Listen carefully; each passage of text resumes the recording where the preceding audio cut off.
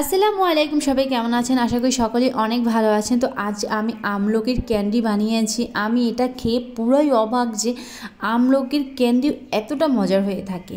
তো এটা বানানোর জন্য আমি প্রথমে কিছু আমলকি নিয়ে নিয়েছি। আমলকিটা খুব ভালোভাবে সেদ্ধ করে নিয়েছি, তারপর ঠান্ডা করে নিয়েছি। হাত দিয়ে এভাবে বিচিগুলো খুব ভালোভাবে ছাড়িয়ে নিয়েছি। যখন বিচিগুলো ছাড়ানো হয়ে গিয়েছে, তারপর আমি এটা ব্লেন্ডার জারে দিয়ে দিয়েছি। খুব ভালোভাবে মিক্স করে ব্লেন্ড করে নিয়েছি। এভাবে করে ব্লেন্ড করে নিয়েছি, দেখতেই পাচ্ছেন। বেশি পানি দেওয়া যাবে না, পানি যদি প্রয়োজন হয় তাহলে 2 থেকে 3 চামচ পানি দিয়ে দিতে পারেন। তো এভাবে করে মিক্স করে ব্লেন্ড করে নিয়েছি।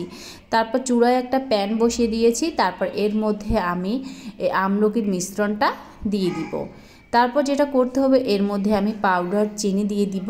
চিনিটা আমি ব্লেন্ডার জারে গুঁড়ো করে নিয়েছি, আর অনেকের কাছে কিন্তু গুঁড়ো চিনিটা থাকে, সেটাও দিয়ে দিতে পারেন। তো আমি কিন্তু চিনিটাও নিজেই গুঁড়ো করে নিয়েছি। তারপর এখানে 4 চামচের মতো চিনি দিয়ে দিয়েছি।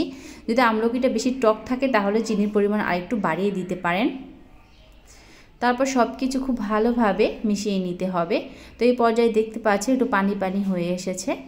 তো অনবরত নাড়তে হবে, না হলে কিন্তু নিচটা পুড়ে যেতে পারে।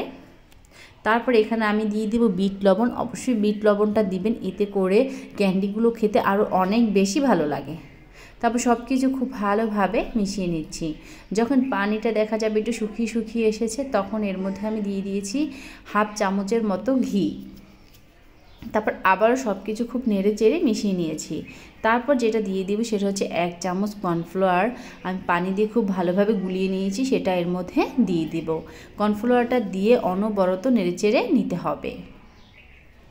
নাড়তে নাড়তে যখন দেখা যাবে একদম প্যানের গা ছেড়ে দিয়েছে, তখন বুঝবেন এটা হয়ে গিয়েছে, আর পাকানোর দরকার নেই। তো এটা কিন্তু এই পর্যায়ে একদম অনবরত নেড়েচেড়ে নিতে হবে, না হলে কিন্তু একদম নিচটা লেগে যাবে। এই পর্যায়ে আমি এখানে অল্প একটু লেবুর রস দিয়ে দিব। এই পর্যায়ে সব কিছু নেড়েচেড়ে খুব ভালোভাবে মিশিয়ে নিতে হবে।